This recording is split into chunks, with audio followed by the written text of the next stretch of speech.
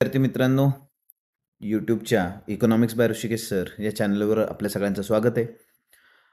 आपण आजचे articles 25 जुलैचे articles Indian एक्सप्रेसमधले जे महत्त्वाचे आहेत इकॉनॉमिक्सच्या दृष्टिकोनातून, GS3च्या दृष्टिकोनातून, तर त्याला आपण मराठीमधनं आज अभ्यासणार आहोत. पहिलं आर्टिकल जे आहे इंडिया UK डील्स डन, ठीक आहे. सिद्धार्थ उपासनी, रवी दत्त मिश्रा आणि दिव्या ए यांनी लिहिलेलं आर्टिकल आहे. आता तुम्हाला सगळ्यांना माहितीच आहे आपलं आणि UKचं फ्री ट्रेड ॲग्रीमेंट जे आहे ते झालेलं आहे, ठीक आहे, ज्याला मुक्त व्यापार करार असं म्हणतात. तर त्याच्या संबंधीचं हे आर्टिकल आहे. भारत आणि युनायटेड किंगडम यांनी गुरुवारी 24 जुलै 2024 रोजी एक बहुप्रतीक्षित आणि ऐतिहासिक मुक्त व्यापार करारावर स्वाक्षरी केली. या कराराला comprehensive economic and trade agreement सेटा असे नाव देण्यात आलेले आहे, ठीक आहे. आता इथे लक्षात घ्या, आपण जेव्हा फॉरेन ट्रेड हा चॅप्टर शिकलेलो होतो तर त्याच्यामध्ये आपण इकॉनॉमिक इंटिग्रेशनचे काही टप्पे बघितले होते बघा. मग त्याच्यामध्ये ते आपण PTA, FTA, सेसा, सेपा हे किंवा कस्टम युनियन, पण पुढे कॉमन मार्केट किंवा इकॉनॉमिक मार्केट जे म्हणतोय आपण. तर मग असं जे आपण टप्पे बघत होतो त्यातला हा फ्री ट्रेड ॲग्रीमेंटचा टप्पा आहे. मग हे टप्पे नक्की काय आहेत आणि त्याचा अर्थ काय हे तुम्ही मला कमेंट बॉक्समध्ये सांगा. कन्सेप्ट म्हणून तुम्हाला ते माहिती असणं गरजेचं आहे, ठीक आहे. आणि या FTAला मात्र नाव काय दिलेलं आहे? Comprehensive economic and trade agreement असं नाव दिलेलं आहे. पंतप्रधान नरेंद्र मोदी आणि ब्रिटनचे पंतप्रधान कीर स्टारमर यांच्या उपस्थितीत वाणिज्य मंत्री पियुष गोयल आणि ब्रिटनचे व्यापार सचिव जोनाथन रेनॉल्ड्स यांनी करारावर स्वाक्षऱ्या केल्या. 3.5 वर्ष आणि 20 फेऱ्यांच्या वाटाघाटींनंतर हा अंतिम करार झाला आहे. मग ह्याचे उद्दिष्ट काय आहेत बघा. द्विपक्षीय व्यापार दुप्पट करणे या कराराचे मुख्य उद्दिष्ट आहे. 2030पर्यंत दोन्ही देशांमधील द्विपक्षीय व्यापार $100 अब्ज वाढवणे हा आहे. आर्थिक वर्ष 2024मध्ये हा व्यापार $58 अब्ज होता. समृद्धीची वाटणी. पंतप्रधान मोदींच्या मते ही केवळ आर्थिक भागीदारी नसून समृद्धीची वाटणी करण्याची योजना आहे, ज्यामुळे भारतातील तरुण शेतकरी, मच्छीमार आणि सूक्ष्म, लघु व मध्यम उद्योगांना फायदा होईल. जागतिक महत्त्व. अमेरिकेसारख्या देशांकडून वाढत्या संरक्षणवादाच्या पार्श्वभूमीवर हा करार दोन्ही देशांनी मुक्त व्यापाराप्रती आपली वचनबद्धता दर्शवणारा एक मैलाचा दगड आहे. आता इथे बघा दोन थोडेसे अंडरकरंट ह्याच्यामध्ये लपलेले आहेत. पहिली गोष्ट म्हणजे अमेरिकेकडनं वाढता संरक्षणवाद, प्रोटेक्शनिझम. मग पॉलिसी ऑफ प्रोटेक्शनिझम म्हणजे काय, त्याची गरज का असते आणि अमेरिका त्या संदर्भात काय करते हे तुम्ही मला कमेंट बॉक्समध्ये सांगू शकताय. ह्याच्यावर बरेचसे आर्टिकल्स आपले आपण बघितलेले सुद्धा आहेत आणि डिस्कशनसुद्धा केलेले आहेत, ठीक आहे. आणि मग एकंदरीतच अमेरिकेच्या धोरणामुळं मागे पण बघा ब्रिटनच्याच प्राईम मिनिस्टरनी सांगितलं होतं की it's an end of a globalization, ठीक आहे. ह्या ग्लोबलायझेशनचा अंत मानला जातोय का. पण अशा पार्श्वभूमीवरती दोन देश UK आणि इंडिया हे एकत्र येऊन फ्री ट्रेड ॲग्रीमेंटचा जो करार करतात, मग त्याच्यामुळं हा जो काही कल बघायला मिळतो की एंड ऑफ ग्लोबलायझेशन, हा तर काही तिथे आपल्याला म्हणजे एंड होताना असं काही दिसत नाही आहे. रादर आपण त्या त्या ग्लोबलायझेशनचा जो काही मुद्दा आहे किंवा मुक्त व्यापाराप्रती आपली वचनबद्धता जी आहे ती आपण पुन्हा काय करतोय याद्वारे दर्शवतोय. तर हे पण एक अंडरलाईन करंट जे आहेत दोन, एक अमेरिकेचा आणि एक आपला FTAचा, म्हणजे अमेरिकेचा प्रोटेक्शनिझमचा आणि आपला FTAचा, तर तो आपल्याला लक्षात घेणं गरजेचं आहे. मग भारतासाठी याचे काय फायदे आहेत बघा. तर आयात शुल्कात मोठी कपात आहे, ठीक आहे. वस्त्रोद्योग, टेक्स्टाईल, तयार कपडे, कापड, पादत्राणे यांसारख्या प्रमुख भारतीय निर्यात उत्पादनांवरती 12% आयात शुल्क पूर्णपणे काढून शून्य करण्यात आले आहे. मग आयात शुल्क कमी केलं, कस्टम ड्युटी कमी केली म्हणजे कोण कमी करणार, तर UKमध्ये जी कस्टम ड्युटी आहे आपल्या मालावरती ती कमी होईल. त्यामुळे आपल्या मालाच्या किमती UKमध्ये स्वस्त होतील आणि त्या मालाची मागणी वाढेल आणि त्यामुळे व्यापार वाढेल बघा, आपली निर्यात वाढेल. चहा आणि कॉफी यावरील 10% आयात शुल्क शून्य करण्यात आले आहे. कृषी आणि सागरी उत्पादने. भारताच्या कृषी, सागरी, दुग्धजन्य आणि मांस उत्पादनांना ब्रिटिश बाजारपेठेत सुलभ प्रवेश मिळाला आहे. यापैकी काही वस्तूंवर पूर्वी 70% जास्त शुल्क होते. म्हणजे विचार करा, ह्या गोष्टी ज्या आहेत ते 70% काय होणार आहेत, स्वस्त होणार आहेत. त्यामुळे त्याची मागणी कितपत वाढेल आणि त्याचा फायदा भारताच्या निर्यातीवरती कसा होईल ह्याचा आपण विचार करू शकतो. सर्वांगीण शुल्कमुक्तीमुळे या करारामुळे भारताच्या UKला होणाऱ्या एकूण निर्यातीपैकी 99% मालावरील आयात शुल्क जवळजवळ शून्य होईल. यातील 42% मालावरील शुल्क तात्काळ प्रभावाने शून्य करण्यात येईल, तर उर्वरित मालावरती शुल्क 3, 5, 7 आणि 10 वर्षांच्या टप्प्याने कमी कमी केले जाईल, ठीक आहे. म्हणजे टप्पे पण आहे त्याच्यामध्ये, 3, 5, 7, 10 वर्ष. सामाजिक सुरक्षा करार. या करारासोबतच डबल कॉन्ट्रिब्युशन्स कन्व्हेन्शन नावाचा एक स्वतंत्र करार करण्यात आला आहे. ह्याच्याबद्दलची माहिती बघा आपण 23 तारखेचं जे आपलं व्हिडिओ आहे आर्टिकल्सचा त्याच्यामध्ये डिस्कस केलेला आहे.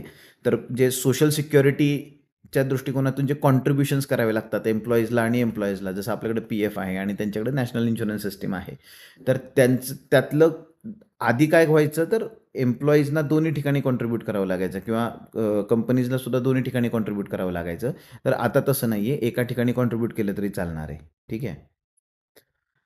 यामुळे UK तात्पुरत्या स्वरूपात काम करणाऱ्या सुमारे 75,000 भारतीय व्यावसायिकांना दोन्ही देशांमध्ये सामाजिक सुरक्षा योगदान भरावे लागणार नाही. म्हणजे 75,000 भारतीयांना याचा फायदा होणार आहे. यामुळे भारतीय कंपन्यांचा खर्च कमी होईल आणि कर्मचाऱ्यांच्या हातात येणारा पगार, टेक होम सॅलरी वाढेल.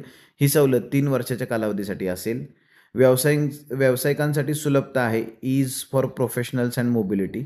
करारामध्ये मुवमेंट ऑफ पीपल यावर एक स्वतंत्र प्रकरण आहे, ज्यामुळे भारतीय व्यावसायिकांना UK प्रवेश करणे सोपे होईल. ठीक आहे. मुवमेंट ऑफ पीपल म्हणजे बघा आपण गॅटच्या अंतर्गत सेवा म्हणजे जे गॅट्स आहे, गॅटच्या अंतर्गत नव्हे सॉरी WTOच्या अंतर्गत जो गॅट्स आहे, general agreement in trade in services. ठीक आहे. तर त्याच्यामध्ये 4 मोड दिलेले आहेत बघा, मोड 1, मोड 2, मोड 3, मोड 4. मग त्याच्यामध्ये मुवमेंट ऑफ पीपल हे कुठल्या मोडमध्ये येतं हे तुम्ही मला सांगा कमेंट बॉक्समध्ये. ठीक आहे. व्यावसायिकों और युवाओं के लिए अवसर. यामध्ये आर्किटेक्ट, अभियंता, शेफ, योग प्रशिक्षक, शास्त्रज्ञ यांसारख्या व्यावसायिकांना सुलभ आणि जलद प्रवेशाची हमी देण्यात आली आहे. युथ मोबिलिटी स्कीम अंतर्गत तरुणांना संधी मिळेल. भारतीय उद्योजकांना व्यवसायासाठी UK प्रवास करणे अधिक सुरक्षित आणि वेगवान होईल. ठीक आहे. आयात शुल्कामध्ये पण कमी. UKसाठी प्रमुख फायदे काय आहेत बघा. आता आयात शुल्कात कपात होणार आहे. स्कॉच विस्की यावरील आयात शुल्क 150% वरून तत्काळ 75% करण्यात आलेले आहे. 10 वर्षानंतर ते 40% पर्यंत खाली आणले जाईल. कार जे आहेत, मोटर गाड्यांवरील 70 ते 110% पर्यंतचे प्रचंड आयात शुल्क गाडीच्या प्रकारानुसार पुढील 3 ते 10 वर्षात टप्प्याटप्प्याने 10% कमी केले जाईल.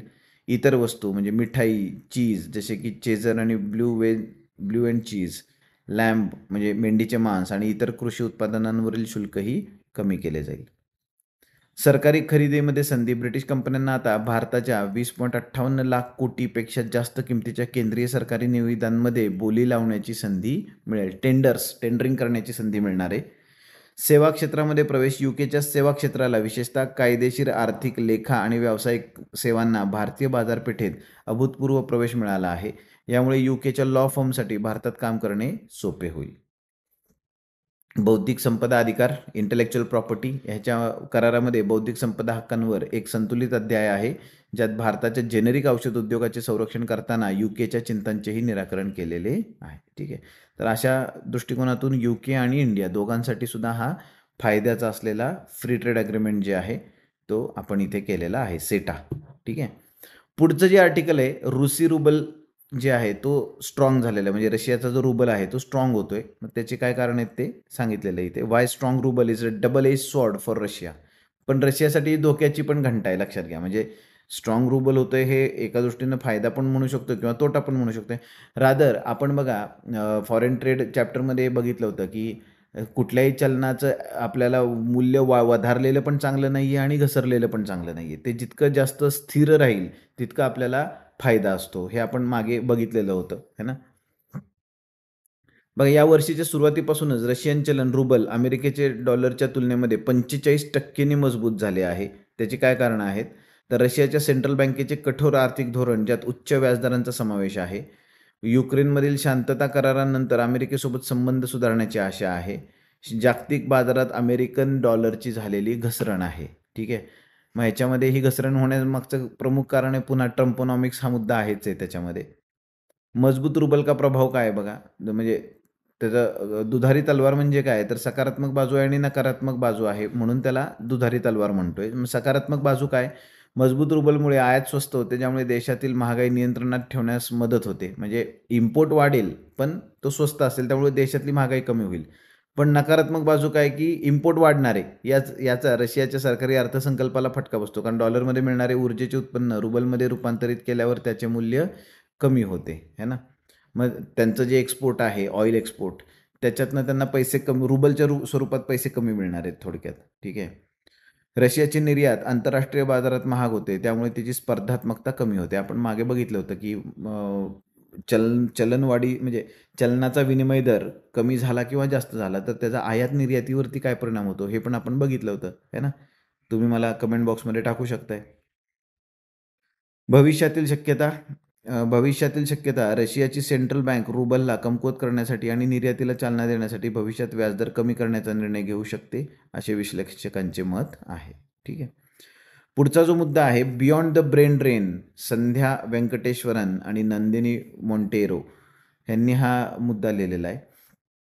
आता ब्रेन ड्रेन म्हणजे तुम्हाला माहिती आहे की आपल्याकडचे सुशिक्षित जे मनुष्यबळ आहे, हे मनुष्य किंवा ज्याला आपण ह्युमन कॅपिटल म्हणतो, की हे ह्युमन कॅपिटल किंवा ह्युमन रिसोर्स जे आहे, हे दुसऱ्या देशात जाऊन काम करतात. ह्याला आपण म्हणतो ब्रेन ड्रेन. ठीक आहे.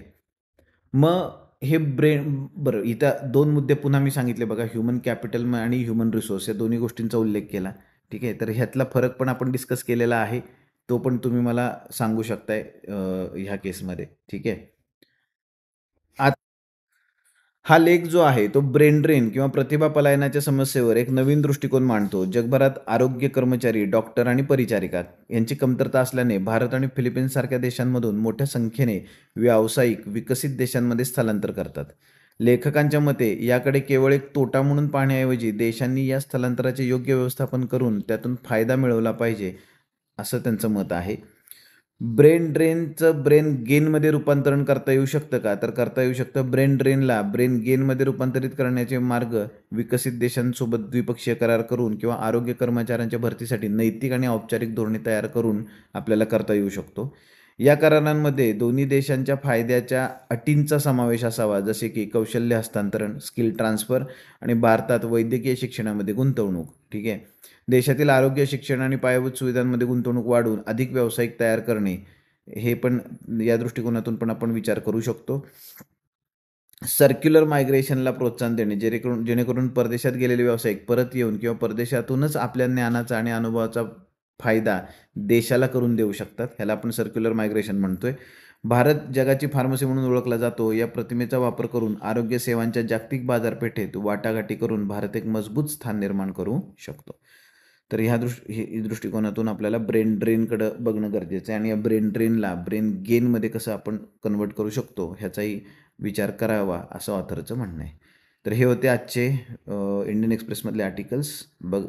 अशाच डेली व्हिडिओसाठी बघत राहा economics by Rishikesh sir. Thank you very much.